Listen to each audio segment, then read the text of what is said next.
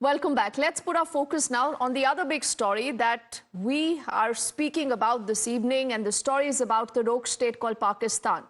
25 years after the Kargil war breaks out, the Pakistan army has for the very first time ever made an admission. They've admitted that yes, you had the involvement of the Pakistani troops in the Kargil war. The confession, remember, has been made by the sitting Pakistan Army Chief General Asim Munir himself. Speaking at an event to commemorate Pakistan's Defence Day, he stated that be it 1948, 1965, 71 or the 1999 India-Pakistan wars, he says thousands of soldiers from Pakistan have sacrificed their lives for the country. First up, the admission, and then we'll tell you what this means and the timing. दुश्मनों का डट कर मुकाबला किया। यकीनन पाकिस्तानी कौम एक जर्री और बहादुर कौम है जो आज़ादी की अहमियत को निभाना और इसकी कीमत चुकाना अहसन तरीके से जानती है। 1948, 1965, 1971 या कारगिल की पाक बहारत जंगें हों या सियाचिन का महाज, हज़ारों शहदा वतन की सलामती और हुर्मत की खातिर कुर्बान हुए।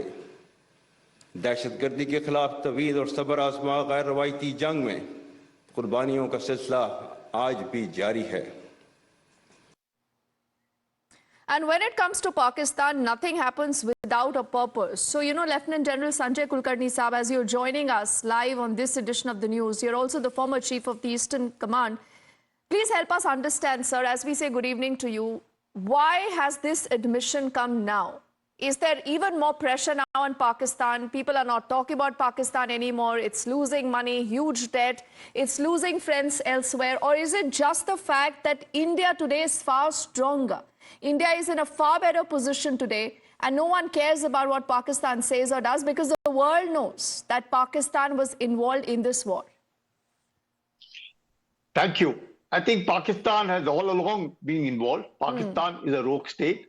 Pakistan, even now when you heard the chief of the army staff of theirs talk 1948, they were very much involved in 1947. Yes. From 1947 onwards, ever since the instrument of accession with Kashmir had been signed, that is the 26th of October 1947. Since then, and in fact from the 22nd of October, I would say, Pakistan army was deeply involved. Now, again, if you heard him, he said 1948. He didn't admit 1947. So, Pakistan has always been in denial mode. Even now, I'm glad at least hundreds of parents and those whose wards died fighting in Kargil would at least be accepting and feeling happy that at least their children died fighting, because Musharraf had refused to accept. And very well, Musharraf himself had written in his book, In the Line of Fire, that he came and slept in some of these posts over there even before the operation was launched.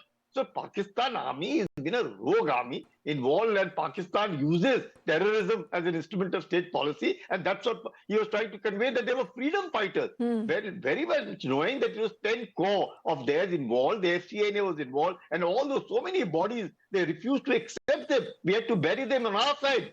So that's the way Pakistan is. But I'm glad they've at least accepted it, that yes, their body, because obviously their war memorials would show hundreds of those who've died in war. Either in 47, 65, 71, Kargil, Siachen, all of it what he claimed. And therefore, I think it's at least what they say, that there I durustai. At least thank God for the Pakistan army. And even then, Pakistan army, Musharraf had the audacity to say that, well, it doesn't even require the consent of the chief of the army staff because it was an absolute localized action. They wouldn't even form their own prime minister. I'm told they conveyed to the prime minister on the 17th of May 1999, where the actions had already started on the 3rd of May 1999. So this is the way Pakistan army has always been doing, and we have to be really concerned of this rogue state. Because this rogue state, this is the only army in the world which has a country to itself. Most countries have an army, but this is the only army in the world which has a country to itself. So that's the way Pakistan army is. And at least I'm glad Munir accepted that, yes, they were involved in launching of the Kargil operation. And that's a good thing, because hundreds of their own families would, there were so many army officers of their families and men who would be wanting the bodies of their wards back. But Musharraf just refused, absolutely refused, saying that nothing like that had happened. And we had to bury them on our side. So that is the way Pakistan army is.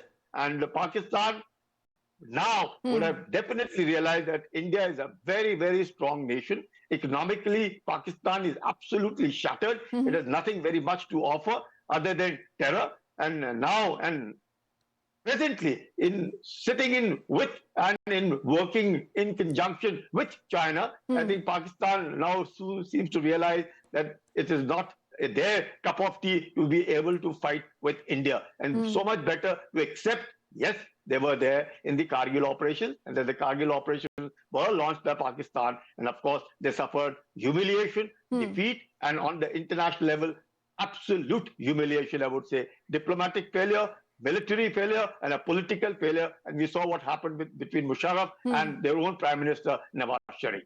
Absolutely. Yeah. I think you've brought this up very well, sir.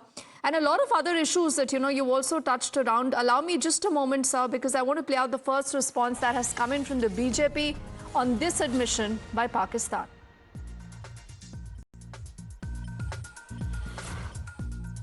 Pakistan आतंकवाद की जननी है, पाकिस्तान घुसपैठ कराती है और पाकिस्तान कारगिल के लिए जिम्मेदार था। जिस प्रकार से उसने अपने सैनिक भेजे, घुसपैठ कराई और फिर मुंह तोड़ जवाब भारत के सैनिकों ने दिया। परंतु आज पाकिस्तान ने पूरी दुनिया के सामने अपने इस रोल को स्वीकारा है, माना है।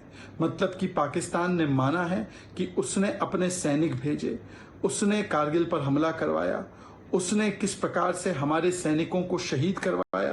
परंतु दुख की बात यह है कि जब पाकिस्तान का किरदार और रोल आतंकवाद में, घुसपैठ में, भारत के जम्मू कश्मीर में अवैध कब्जा जो करके वो बैठा है पीओके पर, उसमें साफ है, तब भी कुछ राजनीतिक दल, कांग्रेस पार्टी के साथी दल पाकिस्तान के साथ बातचीत की वकालत करते हैं। नेशनल कॉन्फ्रेंस यही कहती है और दूसरी ओर यही नेशनल कॉन्फ्रेंस और कांग्रेस पार्टी का गठबंधन अफजल गुरु की भी पैरवी करने लगा है। कहने लगा है कि अफजल गुरु को लटकाने की क्या आवश्यकता थी। मतलब कि किस प्रकार से अब राष्ट्रीय सुरक्षा और राष्ट्र नीति पर वोट बैंक की राजनीति हावी हो चुकी है।